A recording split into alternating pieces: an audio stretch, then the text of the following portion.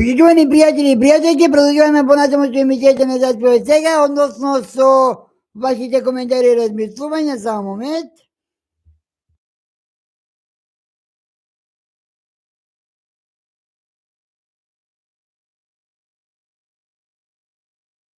Вели не ми дигуват темите, еве почитуване дирате. Момент.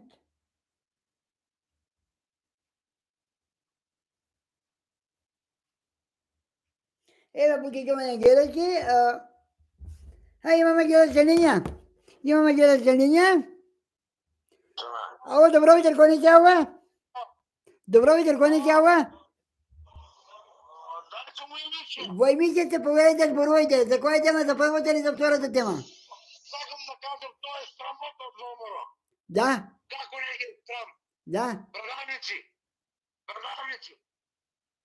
Иземерва народът. Явно тя сокена писката. Явно тя сокена писката. До денес съм веки член на ВМРО да помре. Добро.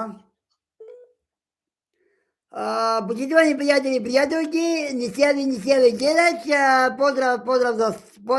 Поздрав за гледачът.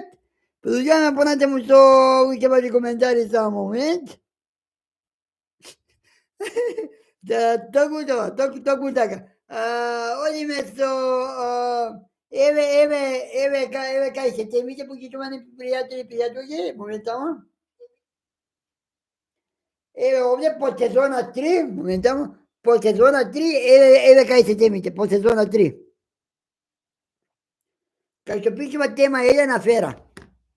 Опис. Одиме понатаму со уште ваши коментари само момент, реđa. Станела Манивели. Вака, поздрав за емисијата, поздрав за водителот, ви благодарам Станела, емисијата ви одличен така продолжите, ви пишувам од Ѓорѓе Петров, поздрав за Ѓорѓе Петров. Во врска со првата тема сакам да кажам во врска со втората тема сакам да кажам моето размислување. Како не се срамот од ВМРО да помне? Јас сум Тита ВМРО-вка од 1991 година. Од 2006 година. Како не се срамот ВМРО да помне? Навистина тоа е нездрава работа. Јас од денес, односно од утре не сум член на ВМРО да помне и јавно ќе скинам книжката пред штабот. Завршува коментарот, благодарам на коментара, продолжуваме со уште ваши коментари за момент.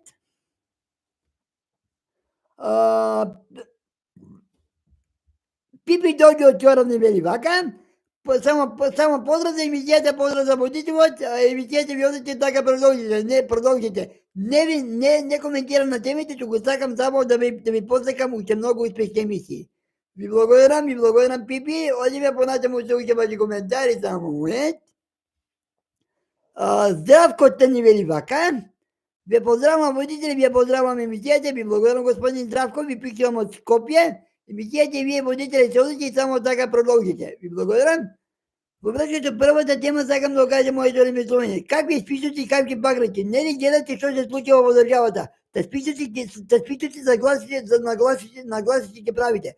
Ајде